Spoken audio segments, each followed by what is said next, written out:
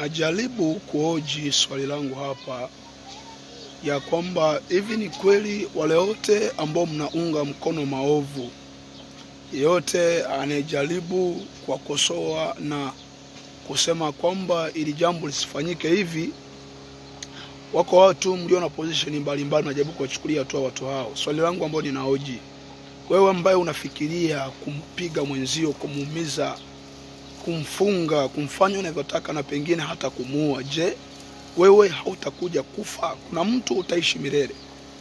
Cheo gani ambacho mwanadamu akipata basi atakuwa na walala kuishi milele, hata uwezo kufa? Jibu ni kwamba mwanadamu yoyote aliye nafasi yoyote ile, mauti bado inamtafuta, na mauti lazima atakuja kuondoka katika dunia hii. Lakini baada kuondoka, yapo malipo ya kila maisha aliyowahi kuwafanyia watu wengine. Sasa mimi niseme tu ya kwamba viongozi wangu wa CCM ni moja watu ambao mnajaribu sana kuinuka, kila mtu yote anayejaribu kukemea ya kwamba ili tusifanye hivi, tusifanye hivi, tusiishi hivi, hapana, ili tuliweka sawa kwa sura kama hii, huyo mtu mnamjaribu kumweka kuwa adui, najaribu kumfanya kuwa ni moja mtu ambaye hastahili kuwa katika dunia. Mimi niseme ya kwamba kufa ni kufa. Kuna wakati mwingine hata kama pengine utaishi miaka mingi, ukawahi kuwatanguliza wale ambao wameenda kinyume na matakwa yako, lakini yale ambayo yanaumiza sana jamii na watu wengine, lakini vema ufahamu ama utambue ya kwamba pia na wewe unakuja. Hakuna mtu utaishi milele duniani, hakuna mtu utakaa siku zote duniani.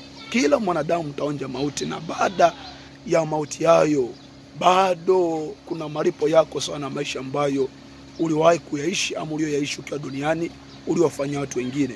Sasa mimi niwaambie, mnapokuwa mnaweka sawa, badilikeni.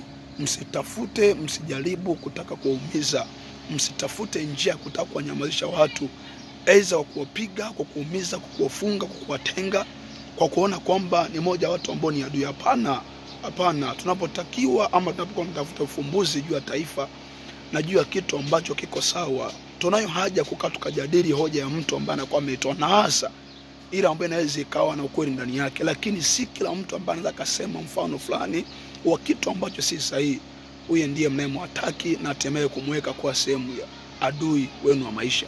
Badilikeni viongozi wangu.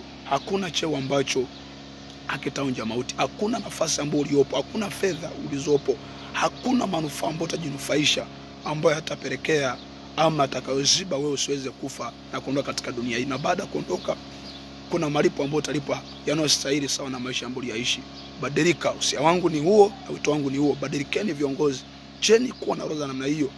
Wewe ni rais ujue unakufa, wewe ni waziri ujue unakufa, wewe ni askari ujue unakufa, wewe ni mwanajeshi ujue unakufa, wewe ni IGP ujue unakufa, wewe ni mbunge ujue unakufa, wewe ni maskini ujue unakufa. Kila mwanadamu wa nafasi yoyote anaishi chini ya jua lazima aonje mauti.